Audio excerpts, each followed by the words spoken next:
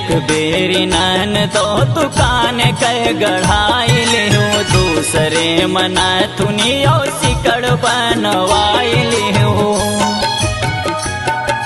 ए नन तो सुन तो एक बेरी नन तो दुकान कह गढ़ाई लिहू दूसरे मना थुनियो सिकड़ बनवाई लिहू।